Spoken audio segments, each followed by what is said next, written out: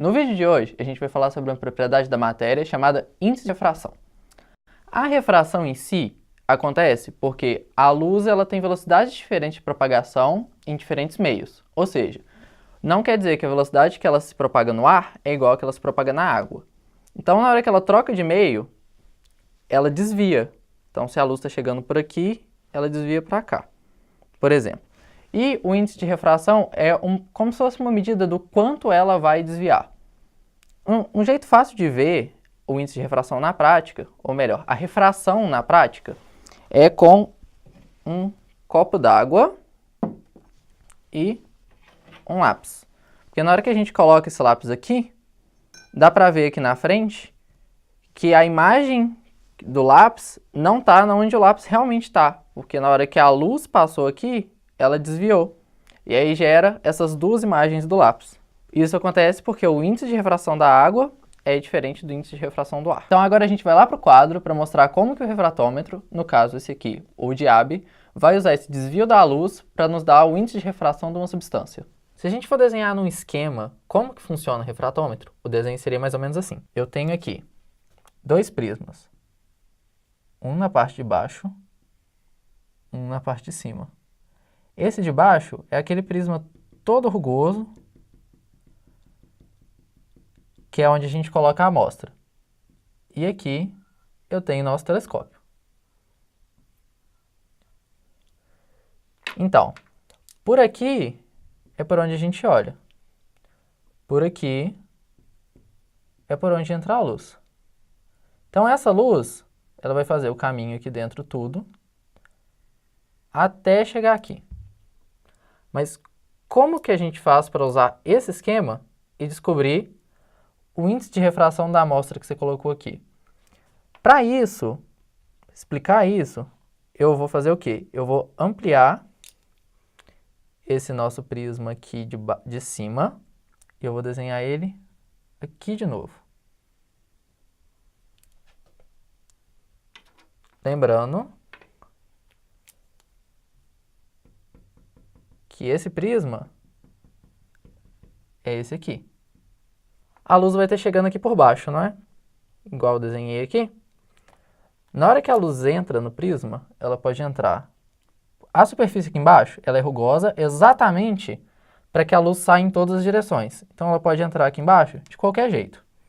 Então ela pode vir daqui e sofrer um desvio assim. Ela pode vir daqui, sofrer um desvio assim. Ela pode vir daqui, sofrer um desvio assim. Ou se a gente começar a diminuir esse ângulo aqui, ela vai começar a sair mais perto ainda dessa parte. Então dá pra gente ver o quê? Tem uma linhazinha aqui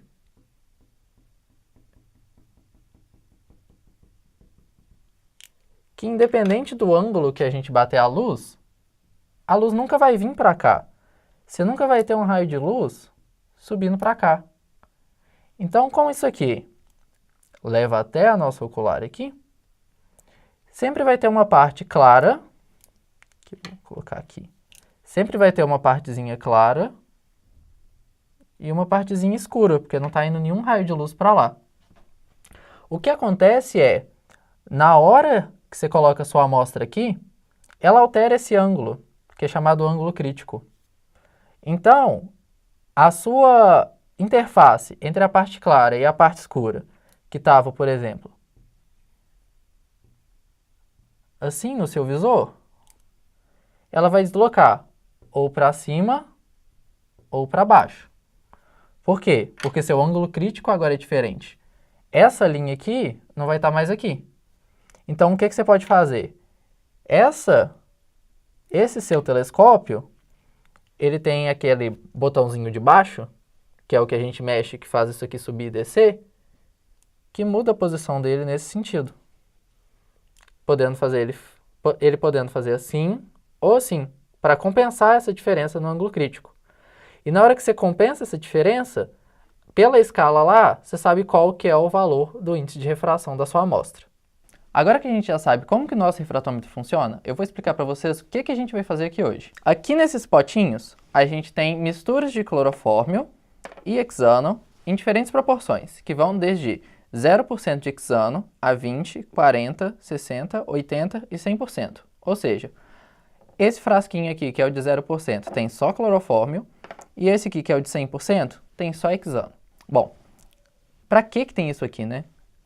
A gente tem os 6 potinhos, e a gente vai medir o índice de refração de cada um deles. E a gente sabe que o índice de refração do clorofórmio e do hexano são diferentes. Então, você vai ter uma reta que vai desde o clorofórmio puro até o hexano puro. E por essa reta, a gente consegue descobrir, pelo índice de refração, a concentração de qualquer outra mistura, de qualquer proporção entre os dois. Como, por exemplo, essa aqui que a gente tem, que a gente não sabe a concentração dela. Bom, agora vamos para a medida, então. Vou começar aqui com a nossa solução, que é só clorofórmio. Primeira coisa que a gente tem que fazer é abrir aqui para expor esse prisma de baixo. Aí a gente vai pegar e pingar umas 2, 3 gotinhas da nossa solução aqui e fechar. Depois disso, a gente vai tentar olhar aqui no visor e ajustar esses 2 botões para conseguir achar a medida. Sendo que esse primeiro botão, a gente vai rodar ele até conseguir o melhor contraste entre as duas partes, a clara e a escura, para ficar mais fácil de ver. E esse aqui movimenta elas, para cima ou para baixo. Com a amostra aqui dentro, então, a gente vai mexer nessa parte aqui, até que no X que dá para ver no visor, tem 2 partes, a clara e a escura. Até que a gente consiga colocar essa interface entre a parte clara e a parte escura, bem no meio da interseção aqui, bem no meio do visor. E aí a gente lê o índice de refração, que vai estar escrito embaixo. E aí a gente achou esses valores de índice de refração. E depois de fazer a análise, a gente tem que passar para a próxima, né? Então o que a gente faz? A gente abre aqui, passa um papel para tirar o excesso. Depois coloca algumas gotinhas de álcool.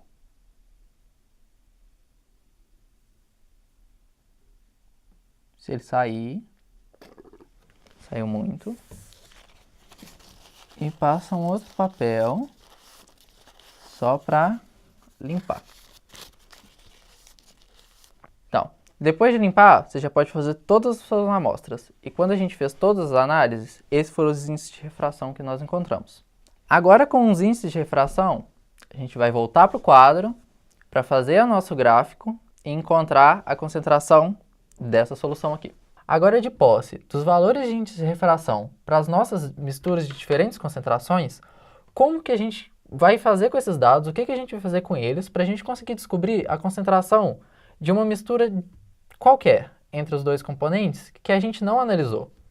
Para isso, a gente vai colocar todos esses dados num gráfico de dispersão, obrigatoriamente de dispersão, que é aqueles pontinhos soltos, igual está aqui em cima. E nesse gráfico, a gente vai fazer uma reta de tendência. Por que a gente vai fazer uma reta de tendência? E como que vai ser essa reta de tendência? Ela vai ser linear. Você vai pegar no seu programa, no Excel ou na calculadora, se você souber fazer, e vai mandar fazer um ajuste linear daqueles pontos. Por quê? Porque o índice de refração entre as misturas, à medida que você vai mudando a proporção, ele varia linearmente. Como é uma reta, essa reta é descrita por uma equação, não é? Y vai ser igual ao A x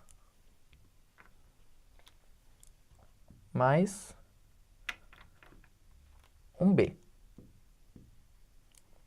Sendo que, no nosso caso, a gente tem essa reta que descreve nossa mistura, desde clorofórmio puro até hexano puro, não é? Então, você concorda comigo que se eu pegar qualquer índice de refração de qualquer mistura, de qualquer composição, agora que eu já tenho uma reta que descreve o comportamento das misturas, eu consigo achar qual era a concentração dela? Que é exatamente o que a gente fez. A gente pegou lá e mediu o índice de refração de uma mistura de concentração desconhecida. E quanto que ele deu? Ele deu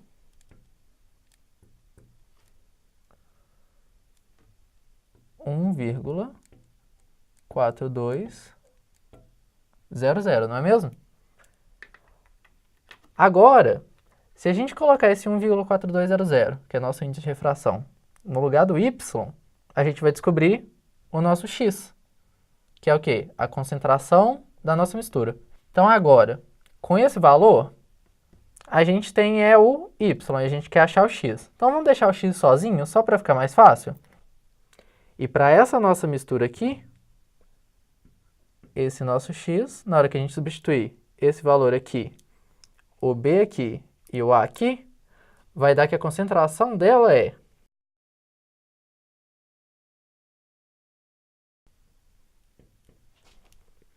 Então, é importante lembrar que na hora de fazer uma curva de calibração, ou seja, preparar soluções de concentrações conhecidas, você tem que tomar muito cuidado. Porque igual vocês viram aqui agora, a gente usa essas soluções para achar a curva e usa a curva para achar qualquer outra coisa.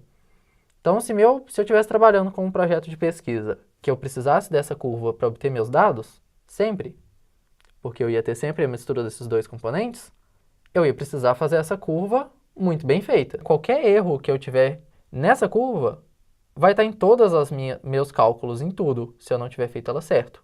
Então, você tem que fazer ela bem direitinho, para a hora de fazer essa continha aqui, ficar tudo bem. Esse foi o vídeo de hoje sobre índice de refração e até a próxima.